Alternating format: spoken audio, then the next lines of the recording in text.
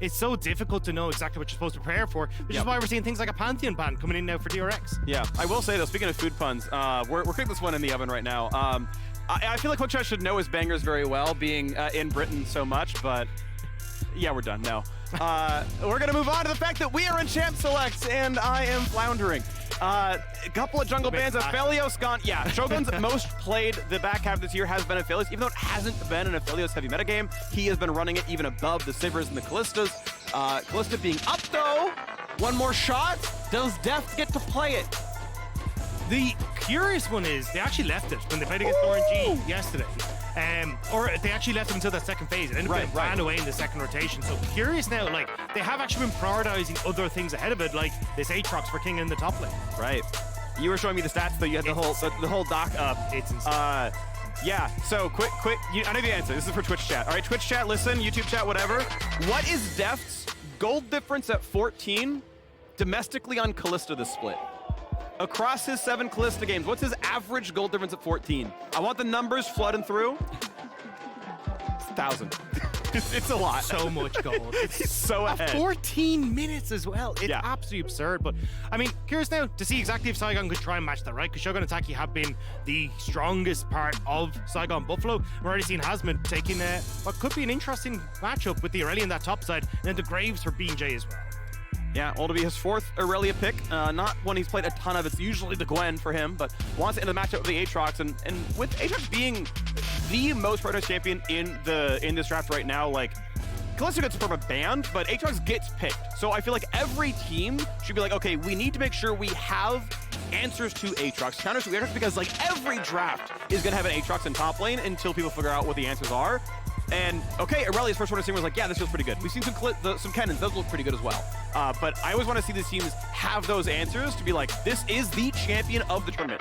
He is the most picked champion of the tournament. You need to have answers. Yeah, and I think the biggest problem though for something like an Aurelia is just how much lockup you get with something like a Maokai. We see this so often where Aurelia likes to be able to move around in team fights, but just having these things that can keep her locked down are going to cause a lot of issues. But this is looking very similar to what we saw from DRX yesterday against RNG, where you end up with that Maokai jungle. You got Sekon, a great scaling mid laner as well. Deft has that opportunity to go for that late game scaling if you want, and that was kind of the story of DRX in playoffs. Like, they always ran some Ornn, Azir, Zeri, Sivir style. So there always was that late game option in their compositions. They had the opportunity to try and play for these late game fights, and it always worked out relatively well. I'm actually messing up because I've just realized that's Gen G, so I'm going to shut up. That's okay. Regardless, though, jet lag is ruining me. I have made a million of those. Don't worry about it. It is finally nice to be able to cast a thing without being the one jet lagged, since the last 6 months have been out of the Berlin studio, and I land 2 days before I'm casting, and it's always horrible. So I can commiserate. I'm doing okay so far. You'll get there. It'll take you a couple days, but you'll get there. But Froggy is all about, he interviewed actually yesterday about why he picked Zach in the mid lane, and it's like, yeah, I want to push my lane and then go roam and do stuff. Like, you look at his champion pool, Talia, Lissandra, Galio, Seraphine, and then, you know, Zach yesterday. Like, this is the kind of play he wants to go for. I am a Galio. Yeah, really, you're gonna go do some stuff. I will be here to help. If Valkyrie jumps on you, I'll just give you the shield and we'll kill him together. It's no big deal. Yeah, and I think Saigon have been the team that are most willing to experiment, right? Like, even look back at MSI, there was the maybe not so remember Alzar pick for Froggy, but even when they came back from MSI, they're playing Shyvana mid, they're playing Mordekaiser in the jungle. They had a ton of these picks that they were willing to try and flex a bit with, and we're starting to see that creativity once more with, as you say, the Zach pick, now the Aurelia coming into the top lane, and I think it's really cool to see that they're willing to bring it out on the main stage against some of the best teams in the LCK. I will say, more jungle, incredibly underrated. Yeah. I think that champion is awesome, and especially as a counter pick to Yuumi, because you just ult whatever her target is, and then she pops off. And if you have, like, I don't know, you just CC it, you just dies. It's great.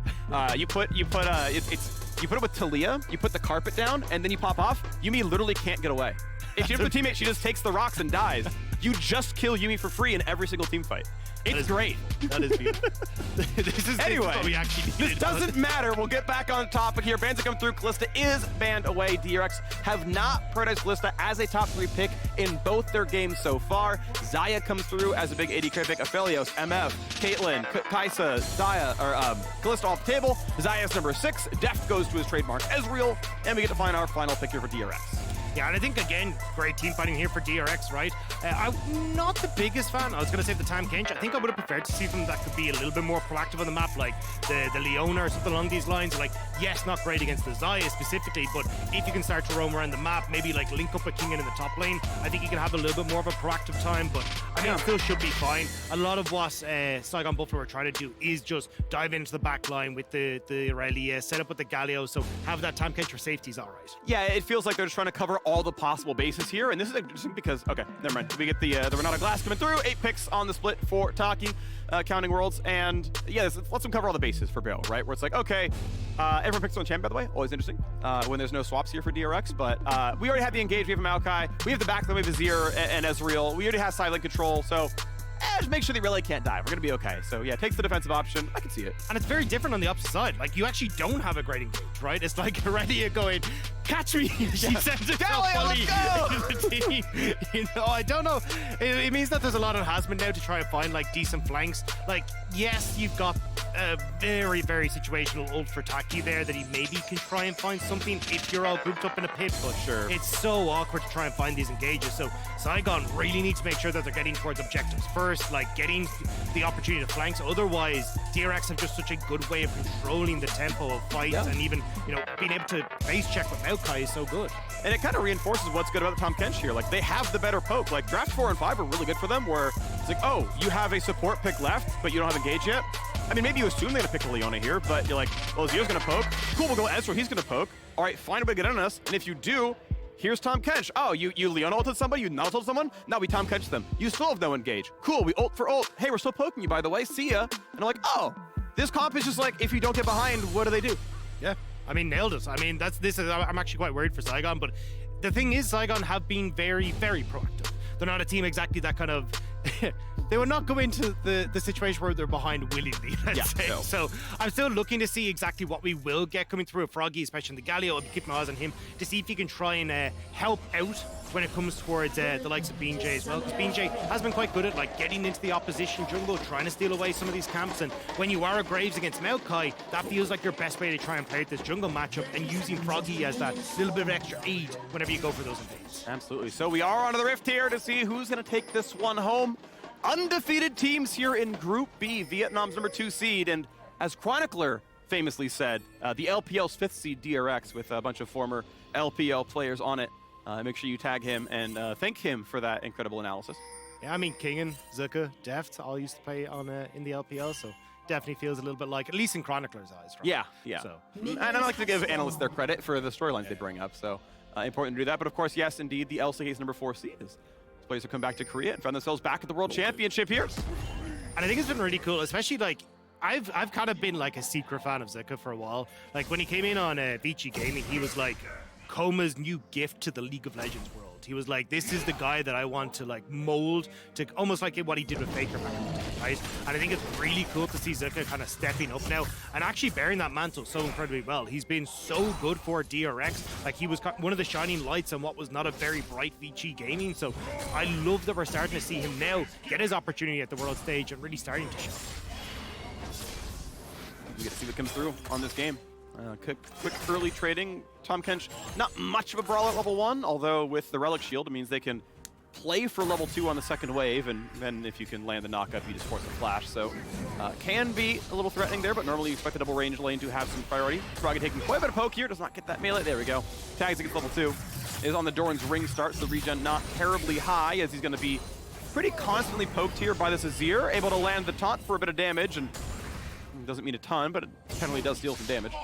Yeah, he's really looking at these minion dematerializers. When you're able to get a couple onto those back minions, means you can one-shot them with your Q, and then you can actually start to have a bit of push in this lane. But until then, you see he's still contesting hard, so BJ can go for some behind.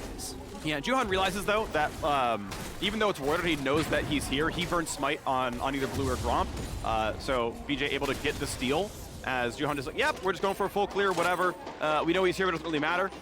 Will there be a play to the bottom side? They have to know that he's going to be around here. The ward comes down, but is he going to be able to play this one out? Because he's going to be suddenly in a 1v3. The flash handshake gets a bit on the def. A flash get away, and BJ himself will survive. Has to burn nothing. So Taki basically bails out. great call from Taki. Like, he is the reason BJ managed to escape away from that. Burns his flash, putting pressure onto Deft, and make sure that he buys just enough wiggle room for BJ to step away. So, at the moment, at least nice job. Is Zuka just going to be a nuisance here? That's not going to stop him. He has a magic shield on, so Zeka doesn't take any terror damage, doesn't really matter, but yeah, that shield is on, means the damage won't stop the recall. Nice attempt, but just in this exact interaction, it means nothing.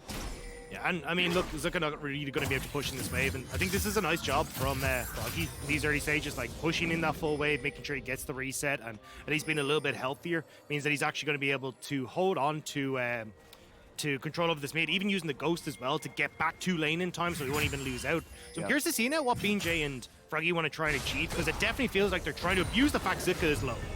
Yeah, got no mana, but we'll see how many more of the waves he's able to play, of course, once the TP back in at some point. The TP for Froggy forced to buy only boots.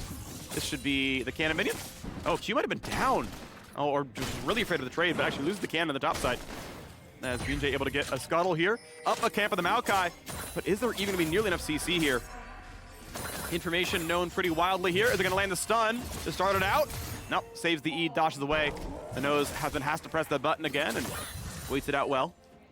Yeah, I thought they were going to move Froggy up a little bit faster, but he hadn't quite cleared out the wave as quickly, so you still had the 2v2 on top side, even with Froggy having control over mid, so everyone on Saigon will back away. But this has kind of been the style that we've seen from Froggy a lot for Saigon, is he's looked significantly more comfortable on these more roaming-oriented picks, so I like that already. We're starting to see them playing for that style, at least Froggy is. They're getting a bit of vision control to spot out what Juhan's pattern is going to be as he goes back across his Raptors. Minions taking their damage back and forth again on the top side. Good couple of hits there. Worth pointing out, though, that Husband is down in health a lot. He has been actually up CS here on Kingen, and obviously more to farm here as well. So, yeah, gets away from... Okay. I mean, he's fine. Just take some damage for it. And afraid of going onto the tower. Doesn't want to get traded on too hard, so burns his cooldowns, and at some point he's going to TP back. But he wants like the components of Ruin King. It's like, how long can I wait before I have to buy?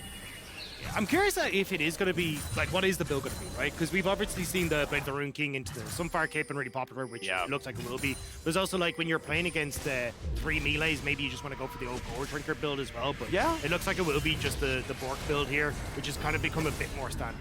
I could easily see it being Ruin King and a Bork second. You're probably just doing Sunfire, to be honest. But I can see that functioning if he's doing actually well gold-wise. Let's be a bigger carry. And as you mentioned, yeah, triple melee is always like the Gore Drinker alarm goes off in your head. It's like, but if I could do this, I just feel like he wants the 1v1 so badly that I don't know any fighter players who are willing to skip Ruin King first item. Yeah, true. Like, there's none of them. It's that just the power between those two items is just so insanely strong. It's very strong, yeah. I mean, it got buffed 6 months ago or whatever, and people picking it up on a lot of champions. Like, yeah, this is actually a pretty solid build. Sunfire always was the more damage-oriented tanky one, and yeah, you find the components that work for you, and you get a functional champion at the end of the day. BJ wants to come back in. Of course, he knows he countered the red buff a while ago. It's not back up yet. It's going to be around 8 minutes when that one comes, but able to at least get rid of some vision in the opposing jungle.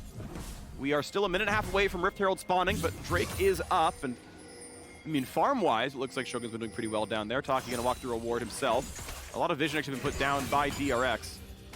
It feels really hard for Saigon Buffalo to try and play as aggressive as they'd want to in these early stages, though, because it feels like you're waiting on DRX to overextend before you can really make this combo with Froggy work. Because you don't really have someone who can set up properly, right? Like, Taki can't just flash in on people, or Hasman can't really go aggressive, so you need DRX to overextend, and at the moment DRX are like, well, hang on, we've got an Azir and an Ezreal. Why in the name of God would he ever try and fight this in the early stages? So I like what DRX are doing right now. Yeah, exactly. Kingen is pushing, basically, and he's been safe. Totally fine, right? Gets this rated Dirk. He's back on the map. He's TP'd about a minute ago, and he's still chilling up there, basically. Pretty equal farm between these two. Is eventually Hasman will get himself a Ruin King. The spikes will be at pretty similar times. They're getting pretty equal farm, all things considered. And even BJ hasn't gotten that much done against Juhan.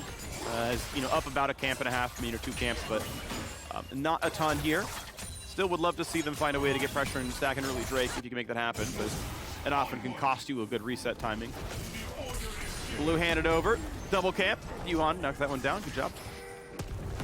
Looks like we've got BJ starting to move down in towards this bottom side, though. Might be trying to abuse the fact Deft and Barrel have just started to push this wave on bot side and move over towards Rift, but actually just going to immediately move over towards Dragon. We'll be spot on the ward at the back end, though. Well, the blue handed over to Azir. That means I think they got maybe 1 turn at playing for mid lane control first. Actually going to be roaming towards the bottom side, thinking that actually if they're pushing, we can gank them. Is it going to happen though? Level 5 on Tom Kench, but already Deft walking far enough back, but it's in the top side. It goes even better. The flash follow is enough, and Hosmid gets away from Q2, but not the third one. First blood comes through for Kingen. Great read from Juhan and Kingen. They were like, hey, okay, you're investing onto bot side. We see you at this dragon. Great. We're immediately going to go up towards this top end, get the kill on towards Hosmid. And BJ, yes, we'll get a red buff, but I mean, as a Maokai, all you want to do is try and set up your lanes for success, and Juhan's doing just that. Looking great at play towards mid, not going to happen there. Zika also jumps over the wall, no problem. And, well, you get attacks now onto the Rift Herald. Does DRX get both? Looks like BJ doesn't even want to walk up. Aatrox, yeah, he wants to reset, but Juhan decides that even though no one walked towards him, he's like, but Aatrox is recalling, and if Graves shows up, I might die, so he takes the recall, though he actually would have been getting it. Yeah, I'm surprised by that. I actually thought that Saigon might just back away, maybe go, hey, look, we'll just trade for Dragon, because I just don't really see a way for them to try and get in here, but I mean, giving that much space now, BJ able to move in. He will be spotted here by Barrow, but with the reset from Juhan, and the control that they have over mid, I think this just goes the way of Saigon. If they can buy like 10 seconds, because Aurelia's pushing in top wave right now, and Kingen would lose 150 gold just to do anything at all. Instead, we're going to have Ezreal stuck in the bottom side. He's safe, no TP up, so he can push for a wave. And as everyone else roams up, it is entirely Saigon Buffalo's pick. Zeka gonna get grabbed, knocked up. He's got an ulti, and that's gonna give him a ton of space. Burns the flash, and he's not in range for BJ to hit him. Walks far, knows Graves could try, knows the Herald was claimed, but gets out. So Zeka ends up burning 2 flashes on Saigon, but the biggest problem was that Juhan had actually moved over towards that dragon. They wanted to use the push that Deft had on bot side, actually go for the cross map I was talking about for Saigon, but because Zeka goes low, they can't go for it, and now BJ's on top side, and he wants to give this gold to the Aurelia, Froggy and Toe. But they know, TP, maybe it's coming up for Zeka, sure, but they can try to take this one as a 3v1, but the turret, yeah, held away from the minions. Beautifully done by Kingen. Identifies he has to make that line of play to prevent the dive, and Hosmid can't fight him 1v1. You saw how much stronger he is in that lane, so yeah, I'll take a wave and push you out. Beautifully done by Kingen. Basically saves his own life by tanking the wave. Really, really well done there. And now we finally get that crossback for DRX. Yeah, nicely done by DRX. I mean, both Kingen and Juhan as well, just reading the map well. Deft going to be able to zone the bot lane away as well, because there's just no vision on the map for Saigon right now, so they're not really sure. I mean, is Juhan sitting in the bush? Is he on Dragon? Like, where are these? Even Barrel stealing away the grub there as well. Spellbook Smite, I love it. Doesn't get the bonus XP because you need the item, not Smite, to get it, but still does pretty well to deny the money away from BJ. Ulti comes across, but though rooted, doesn't matter, Deft is fine. Def will be able to walk away from that one, but at the moment, again, DRX, like, it's a little bit of a slow burner, but they're just playing it out well. I mean, you're getting the advantages on the map. Zika will spot BJ here, but BJ hasn't really found a spot that he can get into. Oh, hang on. They're going to try again. No flash. Has the ult. Pushes Froggy back in the tower. He will just barely live, but the shots still come through. The flash for makes it a 1-for-1 assist is extra money. Still well played by Zeka. Yeah, nicely done by Zeka to get in there. Juhan as well here to collect the wave. So again, I mean, Green Jay's just kind of been running around the map trying to find a place to put down this Rift Herald, but every single time DRX have found a way to put him in his tracks. And Kingen now keeping this wave once more away from his tower because he knows BJ has moved up towards this top side, but you're going to just see it here. Zeka just nicely done, gets over the wall, and I mean, full commit here coming through from Froggy. I mean, a little bit of an overstep here from Zeka, but does manage to get the turnaround kill just with the extra damage and a nice little walk in towards the tower. The last little stab really heads up as I get like, okay, he's gonna be low enough that if I put in enough hits, I'll kill him. Identifies it well, really good handle on the damage output. W blocks some of the damage, ults for some space, but will it be enough? The stun comes in, but the damage is still way too good from the DRX top side. Kingen gets the second kill of the game. This one handed out to Juhan. Yeah, Juhan has just been doing such a good job of keeping track on where BJ wants to go and showing up there and just waving at him. Just saying, hey, what are you going to do? And now Beryl is playing jungle as well. Smites the Grump and now wants to play for mid as well, but Froggy will be able to clear out the wave before Beryl can get in. And they are just scaling. DRX, we already talked about in the champ select dialogue how teamfight's going to feel pretty unwieldy when who gets on to whom and how do you kill them when Beryl holds a Tom Kench ulti. And they've gotten themselves the early game lead as well. So honestly feeling very good here, DRX. A flash forced out of Beryl. Summoner heal actually dropped as well. So okay, cool. A Scuttle Crab is claimed, B&J. Nice. Here in North America, we love prioritizing Scuttle Crabs. So good job channeling the LCS champions. I mean, look, it feels a bit bad when he's staring at me from the wall every time I look at you. It's not great. Yeah, for those who aren't with us here in person, which is literally all of you, except the production staff, hi. We are in the LCS studio, back where the LCS games are normally cast, and there's a bunch of banners, for those who haven't been here, of all the LCS champions. And so, yeah, Blabber is physically looking at what was the camera, but it means his eye contact is at us, just 90 degrees to the left, looking at his Spring 2020 championship banner. So that is why that whole story happened. Well, look, we're coming back in. Saigon Buffalo finally do get that Rift Herald down. At least it'll be some goal going over towards Froggy and towards BJ. BJ now trying to use that to get in here, get some of the advantages. But this is what we're talking about. It doesn't feel like we've kind of seen BJ get the advantages that are really going to make the difference, right? Like, look, he's going to be strong, great CS leader at the moment, and already having that Immortal Shield Bow complete. But when you just look at the control that DRX have on the map, the inability for Froggy to really kind of help out. Oh, he wanted to preempt it. He thought Shogun was going to force out an Arcane Shift, and it would have been the Berserk preempted. I understand the idea of the play, but DRX is too strong to shift backwards. He chunked out Shogun. Yeah, I mean, just unfortunate, but Def now, very low on mana. Can't Arcane Shift with the mana he has. Oh, 143, just enough. I mean, the hell, the mana bar's tiny, but 1776, a great, please, no. Yes, still 1776, a great amount of mana. Beautifully done. American independence, baby, let's go. DRX, channeling his inner US hopeful. New favorite player. Look, we already have the Eagle. We don't need more of this, all right? No, we've got Jojo from the Eagle. We got Def's mana bar. This game is going 7 kills to 4. Yeah, I keep expecting somebody to just walk up and now wave the American flag behind you as we come back to text. Yeah. We'll change the backdrop behind us from the world. Yeah. It's just a U.S. flag, even though it's in Mexico right now. It's fine. Yeah. I mean, we put a quick shot in Goldberg in jail yesterday for disrespecting America, so it does make sense. Yeah, of course.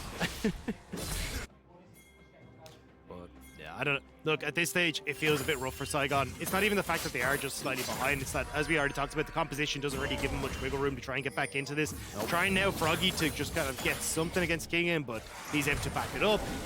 And with this next Rift Herald just about to spawn, looks like we might finally get our first big 5v5. Drake coming up in 10 seconds. Herald at the exact same time, basically. Jump into the backside. Oh, you hate to see it. Shogun ults backwards.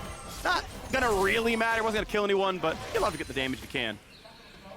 Get something anyway, but Shogun a little bit worried about his life there, so we'll just manage to escape away. Yeah. And now you lose mid-tower, you lose presence in river, and you even got Kingman, who's reset as well. He's just walking his way down towards bot side. He's like, cool, you guys got this. I'm a peace on out. Not even festive Maokai, and already Juhan has more presence than river, so it's just completely stacked against him right now. 6 minutes in, second Herald, gonna be a formality here. Bops the eye. A couple shots come through, knows that Q-Smite will kill it. And we get a pretty early second Herald now for DRX. Cross map though, a possibility you have to believe with him running out to that side of the map. In fact, Maokai is still in top lane. Probably gets a handshake, but Def definitely does more damage. His top lane tower should die here to this Herald. I love how aggressive Def is playing this Ezreal. It's so fun to watch him try and play on the edge. Hasn't been punished for it just yet, but Osmond might be punished topside Juhan. Does get caught. A little damage actually. Oh, the ulti doesn't land, but a flash gets away from Galio. Flash can't get the rest of it, and Zeka's already there. It was so nearly a good play from Saigon Buffalo, but it is nothing. Froggy kills off Shelly, and on the other side of the map, there are enough resources that DRX are gonna grab this Drake as well, unless they can get the rest of it. They know there's no smite. It should be BJ's, but the Drake resets. They still want to go for it. Shogun, no ulti, no health, no hope, but Drake claimed, but at what cost? There's already been a couple of kills, and there's gonna be a third. BJ falls 6-1. Even losing his red buff on the top side of the map as Juhan is stealing that away. It is disaster for Saigon Buffalo. The 4K gold lead now starting to come in for DRX, and that's not even with who's going to be able to collect this tower on the bot side as well. They've already got the two elsewhere on the map. DRX now start to move the waves in, get the vision control they need, continue to play for this dragon stacking, and I just don't know how you try and break this to Saigon. You don't have that pick potential without a good engage to it. They found their way onto a single kill. It was a nice dive on mid, but it was still traded back by Zeka. The attempt at the top lane counter pick, sadly, not working here for Hasmid. The two ganks he's offered Juhan both work. Yeah, and I mean, look, this is a nice attempt from Hasmid as you got Froggy coming in, but great flash from Juhan. The ultimate as well just pips Froggy as he tries to flash it over it, and I mean, then Zeka's there. He's already huge and dealing so much damage where on the opposite side of the map, you've already got the advantages crewing for DRX as well. Taki tries his best to set up with the hostile takeover, but it's just too little too late. DRX are just able to follow through, and you've even got people starting to come on down in mass with the TP from the Azir into this fight.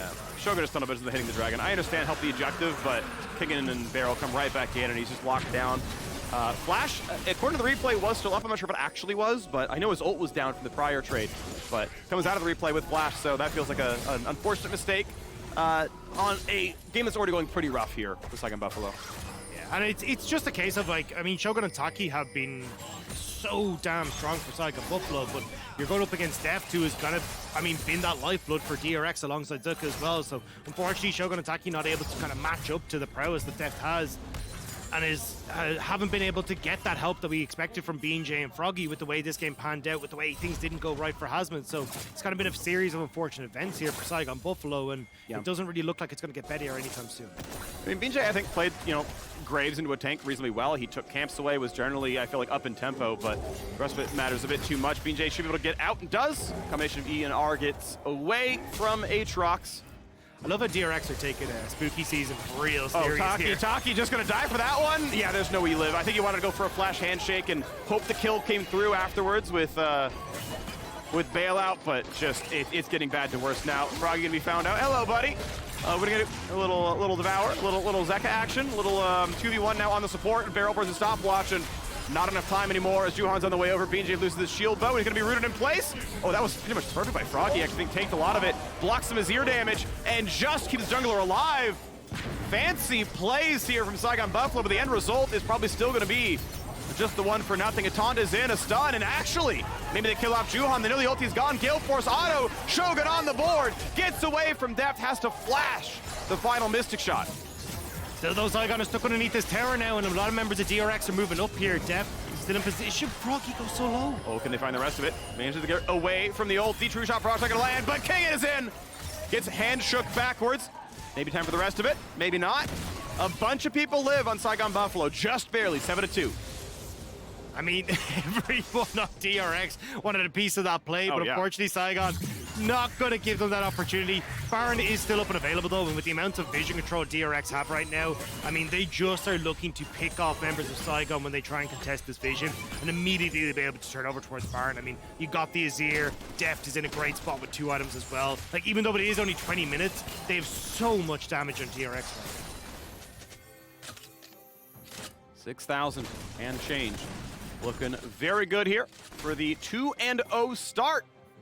DRX poised to top the group right now. I will say, based on what I've seen, I know people are keeping RNG and Mad Lions in the running for, oh, it's going to be scary to fight number 1, 2, or, like, DRX look like the best team in this group right now. They took down RNG in a fun one. I think they are looking the best of all the teams in this group. I would favor them against Mad Lions. Like, DRX are just poised to speedrun this play. And it's been such a massive step up for them as well, coming off of LCK regions. Yeah. Like, they were so poised yesterday, took it slow, setting up vision, not really giving RNG an opportunity to come in. Now, it's 1 or 2 like Miss Barons, but overall, just a really, really good performance from DRX. And I mean, that's why at the moment they are posed to top the group, because RNG was the team that everyone was kind of waiting to see if they could take down.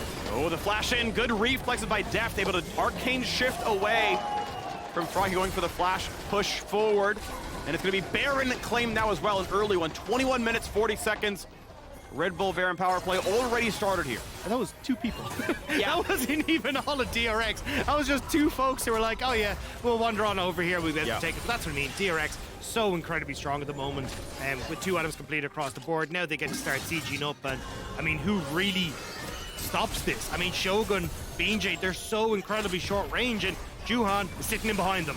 There's the ulti coming across. Shogun should survive this one, but it still means ow on the front line. Hasman, though, tanky enough. Had gone steel caps, but still walks away in time. I assume has tenacity elsewhere in the build. We look at the bottom side now as Froggy gets to clear the waves, though slowly. Gets rid of the cannon and just tries to hold on, but there was a 70 CS lead across the mid lane here. Zeka is huge. Solo kills the top lane. Turret, he's just gigantic. Yeah, I mean, across the board, right? Yeah. I mean, Kingen is absolutely controlling this matchup against Hazmid. Nobody can really deal with Zuka as well, because yet again, you don't have to.